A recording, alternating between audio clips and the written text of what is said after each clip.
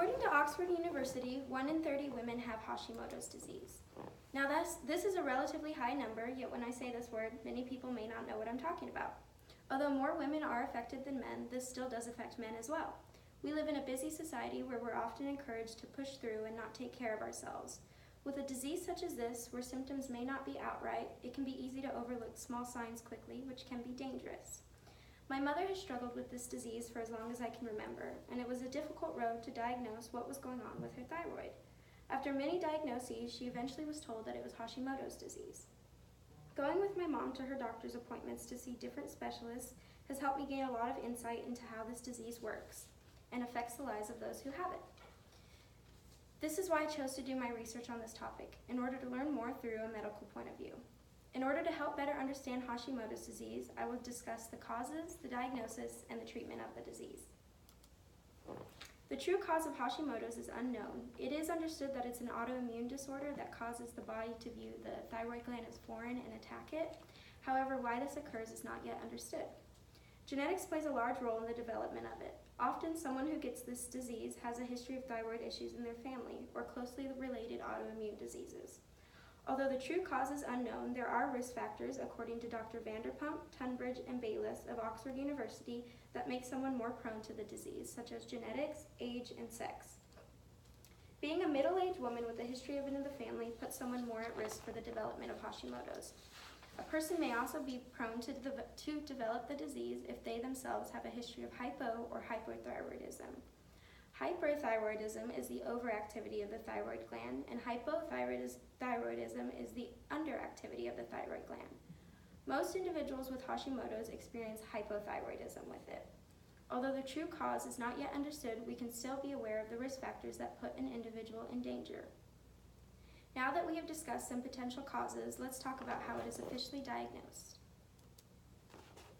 Sometimes people may not experience major signs or symptoms that would lead them to believe there is an issue. In the early stages, someone may feel perfectly normal despite the changes happening within their body to damage their thyroid gland. However, there are sometimes certain symptoms associated with a thyroid issue. According to the U.S. Health and Human Services, these symptoms can include the presence of a small goiter or inflammation of the thyroid gland, which could be an indication of the disease. As the disease progresses, someone may start to feel the effects this disease is having on their thyroid gland. You should see a doctor if you start experiencing excessive tiredness, dry skin, puffy appearance, hair loss, and weight gain. If you go to a doctor with these symptoms, and if a doctor suspects a thyroid issue, they will most likely start with a thyroid function test. This can include a possible physical exam, hormone test, and various blood tests. If there is an issue with thyroid deficiency, the hormone that stimulates our thyroid will have low levels, which could help lead to a diagnosis. This is all based on the signs and symptoms as well as the results of the test, and if they show the presence of too many antibodies in the blood. The overproduction of these antibodies is what starts to destroy the thyroid gland, and left on its own, the thyroid gland will be destroyed. Once someone has been diagnosed with Hashimoto's disease, the next step is treatment.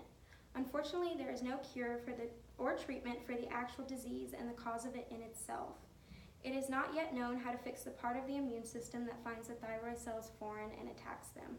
However, symptoms of this disease can be alleviated. The American Thyroid Association asserts that the best treatment is hormone replacement therapy. Synthetic hormones are the usual treatment in order to make up for the thyroid deficiency. The most common hormone used is levothyroxine, which is quite similar to the natural hormone we make called thyroxine. It is usually an oral medication that needs to be